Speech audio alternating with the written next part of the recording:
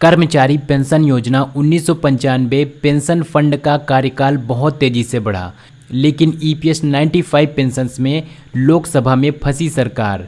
EPS 95 pensions को रखते हुए कोल्हापुर के सांसद छत्रपति साहू जी महाराज ने दागे सवालों पर सवाल और 2022 से लेकर के 23 में मिला 51,000 करोड़ रुपए का ब्याज। इसीलिए यहाँ पर मिनिमम पेंशन 9,000 तक की मांग की गई है।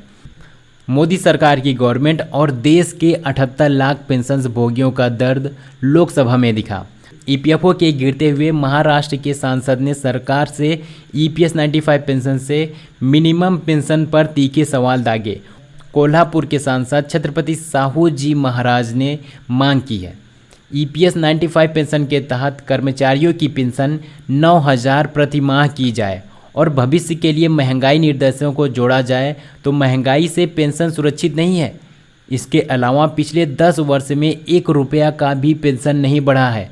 देश भर के 75 लाख सेवानिवृत्त पेंशन भोगियों ईपीएस 95 योजना रिटायरमेंट पेंशन ईपीएस 95 पेंशन की स्कीम से संबंधित पेंशन धारकों की हालत दयनीय है। उन्हें कम से कम अभी के समय पर 1451 रुपया का वेतन दिया जा रहा है, जो कि बहुत ही कम होता है आज के महंगाई के अनुसार देखते हुए। घरेलू गैस सिलेंडर की कीमत 1250 रुपया है। इस स्थिति में औसत 1451 रुपये में कैसे जिए? साहू जी महाराज के आंकड़े बताते हैं कि पेंशन फंड को बढ़ाया जाए। 2017 से 18 में 3,93,000 करोड़ से और 2022 से 23 में 7,80,000 करोड़ की वृद्धि हुई है। पेंशन धारकों को 2022-23 में मिला 51,000 करोड़ रुपए का ब्याज, लेकिन जो यहाँ पर 14,400 करोड़ की पेंशन थी वह टूट गई और इसीलिए न केवल वरिष्ठ सेवा में वृद्धि वेतन धारकों को बल्कि बीमार और विकलांगों को भी शामिल किया गया है। जंतर मंतर पर 95 पेंशन धारकों का समर्थन कर चुके हैं। सांसद सरकार को पता होना चाहिए कि बुढ़ापे में उचित पेंशन से सबसे महत्वपूर्ण सुरक्षा है। इसीलिए साहू छत्रपति ने पेंशन भोगियों के लिए सरकार से निवेदन किया है कि इस मामले में दखल दे और पेंशन भोगियों को न्याय दे। छत्रपति ने पिछले सप्ताह दिल्ली के जंतर मंतर पर ईपीएस 95 पेंशन धारकों को 95 पेंशन के आंदोलन का समर्थन किया।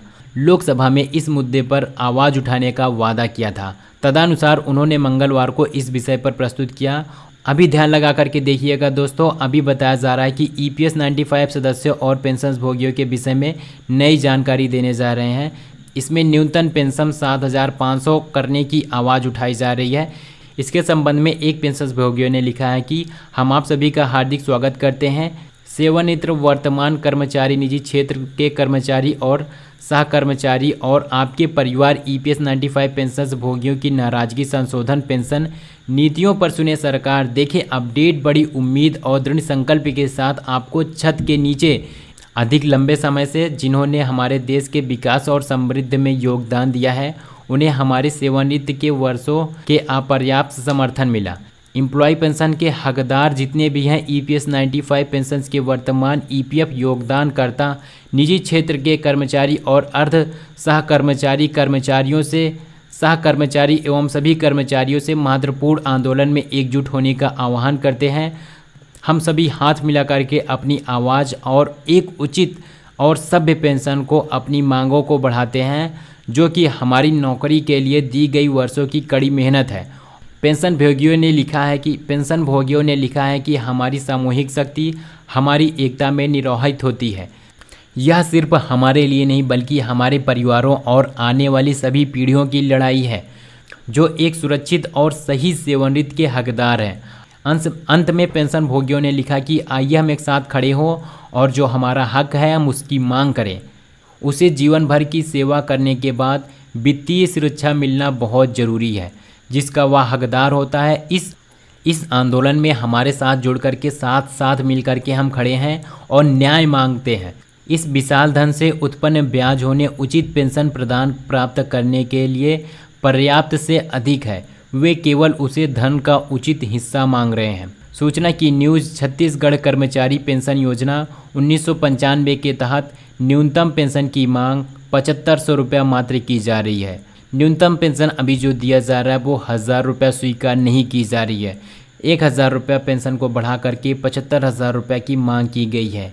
और साथ ही साथ यहाँ बताया जाता है कि निजी क्षेत्र के कर्मचारी को मान्यता देने की मांग है, जिनमें से कई ने अपने जीवन को कई दशक भारत के विकास और समृद्धि के लिए समर्पित दिए हैं। वे किसी तरह के मददगार नहीं मांग रहे हैं, वे बस अपनी मेहनत की कमाई और सम्मानजनक रिटर्न चाहते हैं। 7500 रुपये न्यूनतम पेंशन की ज़रूरत वर्तमान में 95 पेंशन के तहत पेंशन की एक मामूली राशि है, जो सेवावृत्त लोगों की बुनियादी है, लोगों की बहुत ज़्यादा ज़रूरत है, उन्हें मुश्किल समय में यह काम आती है। बढ़ती उम्र के साथ लोगों का खर्चा पानी चला पाना बहुत ही मुश्किल हो जाना है और जीवन यापन करने में लगातार राशि की ज़रूरत पड़ती है।